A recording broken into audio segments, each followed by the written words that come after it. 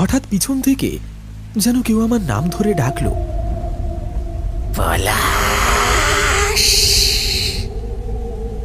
এই পলাশ। কে কে ডাকছে আমায়? অজান্তেই আমার পুরো শরীর যেন কাঁটা দিয়ে উঠল। পিছন ফিরে দেখলাম সেই রিক্সাওয়ালা কাকু। এ কি, আপনি এখনো বাড়ি যাননি? এইভাবে আমার পিছু পিছু আসছেন কেন? আর আপনি আমার নাম জানলেন কিভাবে? আসলে দাদা বাবু, আমার পাওনা গন্ডা এখনো ভালোভাবে মেটেনি। আমি আপনার কাছ থেকে আরো কিছু চাই। তার মানে কি? কি বলতে চাইছেন আপনি? কি চান আপনি? বুকের ভেতরটা ধপাস ধপাস করছে। নির্ঘাত লোকটির কোনো বদ মতলব আছে।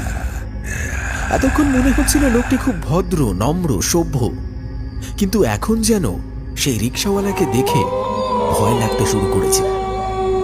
হঠাৎ করে ওনার গলার স্বরও কেমন যেন পাল্টে গেছে। আপনার গলার স্বরের কি হলো? এইভাবে কথা বলছেন কেন? আমার গলার কিছু হয়নি, আমরা এইভাবেই কথা বলি। মানে কি বলতে চাইছেন কি আপনি? কি আর চাইব? যা চাইব তুমি দিতে পারবে। হ্যাঁ বলুন, কি চাই আপনার?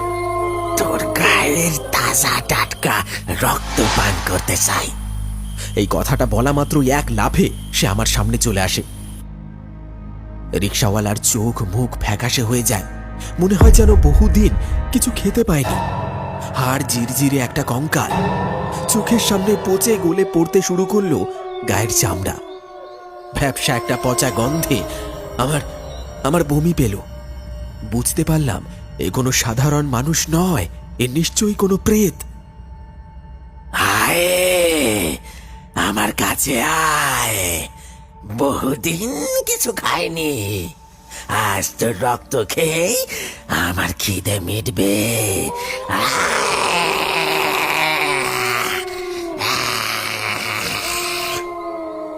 আমি কি করব কিছু বুঝে উঠতে না পেরে নিজের প্রাণ বাঁচাতে আমি দৌড়াতে শুরু করলাম। কোন দিকে যাব কিছুই জানি না।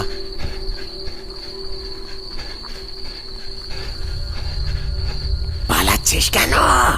দাঁড়া দাঁড়া বলছি। কাদার মধ্যে পা হড়কাতে হড়কাতে আমি ছুটে চলেছি। পিছন ফিরে দেখলাম সেই প্রেতটা আমার পিছু পিছু ছুটছে। কি ভয়ঙ্কর তার চেহারা, মুখ থেকে রক্ত ঝরছে। আমি হয়তো হয়তো আর বাঁচব না। ছুটতে ছুটতে আমি শ্মশানে ঢুকে পড়ি।